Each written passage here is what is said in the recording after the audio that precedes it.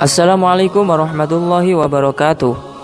Syekh Muhammad Nawawi Al-Bantani adalah ulama bertaraf internasional asal Indonesia yang pernah menjadi Imam Masjidil Haram di Makkah. Beliau adalah buyut dari Kiai Haji Ma'ruf Amin, yakni Wakil Presiden Indonesia saat ini. Beliau lahir dalam lingkup tradisi keagamaan yang ketat di Tanara, Serang, Banten 1813 Masehi. Pengembaraan menuntut ilmu agama beliau lalui mulai dari tanah air sampai ke Makkah.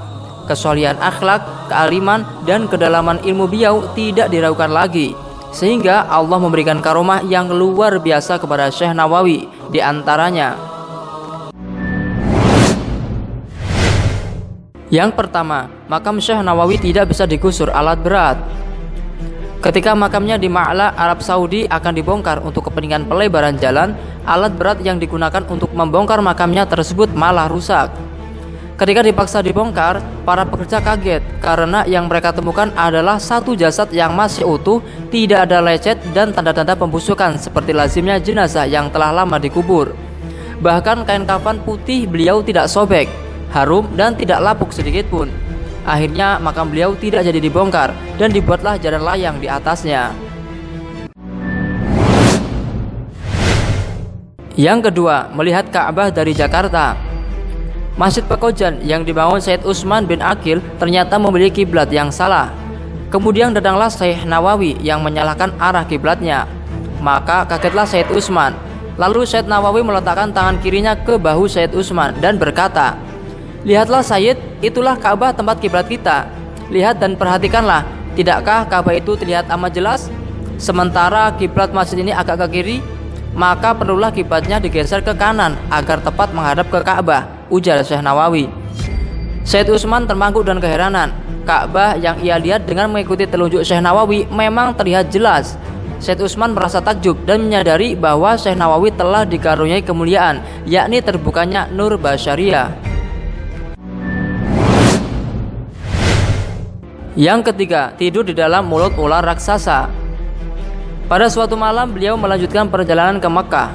Beliau kelelahan dan mencari sebuah gubuk yang tak berpenghuni. Beliau menemukan lampu yang sangat redup dan kecil. Akhirnya beliau tiba di sebuah tempat tersebut dan mulai untuk beristirahat. Di benak beliau bertanya, "Kok dasar sol ini sangat lembut dan empuk ya?" Maka tidurlah beliau dengan meletakkan tongkatnya dengan posisi berdiri. Pagi pun datang dan beliau terbangun untuk sholat dan melanjutkan perjalanannya. Setelah kurang lebih 7 langkah dari tempat peristirahatannya itu, beliau menyentuh darah dari ujung tongkatnya dengan heran. Kemudian beliau menoleh ke belakang dan menemukan ular raksasa yang sedang beranjak pergi. Tanpa disadari, ternyata semalam beliau tidur di lidah seekor ular raksasa besar, dan tongkatnya yang berposisi berdiri tersebut merintangi kedua gigi ular itu. Yang keempat, pergi dari Jawa ke Mekah dalam sekejap. Suatu hari, Syekh Nawawi mengadakan pertemuan dengan ulama-ulama Jawa di daerah Batang, Jawa Tengah. Di antaranya Syekh Khalil Darat Semarang, Syekh Khalil Bangkalan, Syekh Anwar Batang, dan Syekh Abdul Karim Kaliwungu. Setelah pertemuan berakhir, Syekh Khalil Bangkalan kaget. Ternyata waktu sholat zuhur hampir habis, padahal beliau belum melaksanakan sholat zuhur. Di saat kebingungan, Syekh Nawawi Al-Bantani menawarkan, "Mari ikuti saya Syekh Khalil. Tentu di Mekah belum masuk waktu zuhur.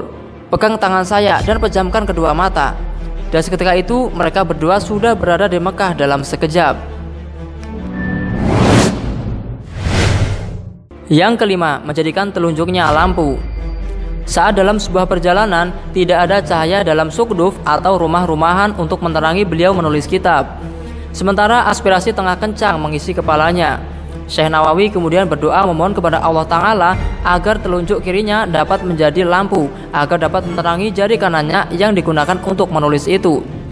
Kitab yang kemudian lahir dengan nama Maraqi Al-Ubudiyah Syarah Matan Bidayah Al-Hidayah itu harus dibayar beliau dengan cacat pada jari telunjuk kirinya.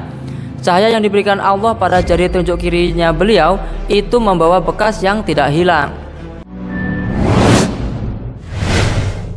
Wallahu a'lamu bishawab. Terima kasih telah menonton kisah ini. Semoga dapat menambah rasa iman kita kepada Allah Subhanahu wa taala dan mencontoh akhlak dan perjuangan ulama terdahulu. Jangan lupa untuk klik like, share, subscribe, dan komen. Wassalamualaikum warahmatullahi wabarakatuh.